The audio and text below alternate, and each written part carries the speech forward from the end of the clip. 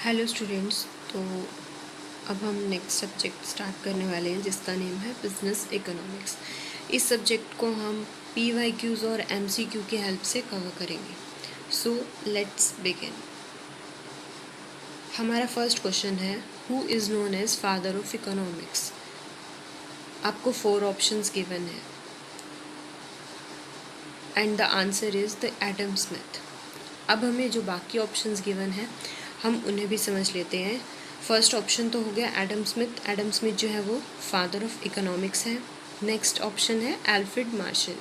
जो Alfred Marshall है उन्होंने वेलफेयर डेफिनेशन दी थी और उन्होंने और भी कंसेप्ट्स दिए थे, जैसे कि उन्होंने दिया था law of diminishing marginal utility और सेकंड उन्होंने दिया था लॉ ऑफ इक्विमार्जिनल यूटिलिटी। और भी बहुत सारे कंसेप्ट्स हैं जो कि हम फर्दर वीडियोस में कवर करेंगे। The third option is Samuelson. जो हमारे सैमुअलसन है उन्होंने दिया था, हमारे पास डेफिनेशन दी थी, उन्होंने डेफिनेशन दी थी ग्रोथ डेफिनेशन।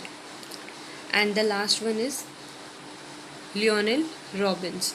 जो रॉबिन्स हैं उन्होंने स्कार्सिटी डेफिनेशन दी थी। Now the next question is who gave wealth definition. जो वेल्थ डेफिनेशन है वो दी थी एडम स्मिथ ने। अभी हमने फर्स्ट क्वेश्चन में पढ़ा कि एडम स्मिथ जो है वो फादर ऑफ इकोनॉमिक्स कहे जाते हैं और सेकेंड क्वेश्चन में हमने पढ़ा कि एडम स्मिथ ने ही वेल्थ डेफिनेशन दी थी। अब फर्स्ट जो ऑप्शन है उसमें दिया गया हिक्स एंड एलन। जो हिक्स एंड एलन है उन्होंने इंडिफरेंस कर्व दिया था। और नेक्स्ट है हमारे पास जॉल्डीन। जो जॉल्डीन है उन्होंने हमें बिजनेस इकोनॉमिक्स का कंसेप्ट दिया था। Next one is Alfred Marshall, जैसे अभी हमने पढ़ा था लास्ट क्वेश्चन में ही कि उन्होंने वेलफेयर डेफिनेशन दी थी।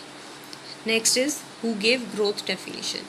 जो ग्रोथ डेफिनेशन है वो किसने दी थी? ग्रोथ डेफिनेशन दी थी सैमुअलसन ने। Next question is who gave scarcity definition. जो स्कार्सिटी डेफिनेशन है वो दी थी रॉबिन्स ने। बाकी ऑप्शंस हम ऑलरेडी पढ़ चुके हैं, जैसे कि एल्फ्रेड मार्शल ने दिया हमें वेलफेयर डेफिनेशन, जॉल्डीन बिजनेस इकोनॉमिक्स की बात की गई थी इनके द्वारा। Next is Hicks and Allen. Hicks and Allen ने इंडिफरेंस कर्व दिया था। Next, which is also known as pricing theory. इस क्वेश्चन का आंसर है हमारे पास माइक्रो इकोनॉमिक्स। अब बाकी ऑप्शंस देख लेते हैं। First option is the positive economics. जो पॉजिटिव इकोनॉमिक्स है वो स्टडी करता है फैक्ट्स की।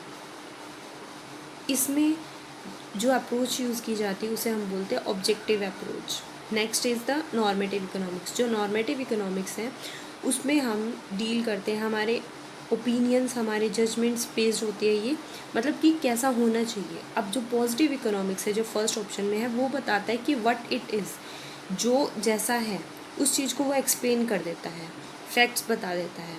और जो नॉर्मेटिव इकोनॉमिक्स है वो बताता है कि कैसा होना चाहिए, what it ought to be, वो कैसा होना चाहिए, जिसमें हमारे ओपिनियंस, जजमेंट्स ये आते हैं।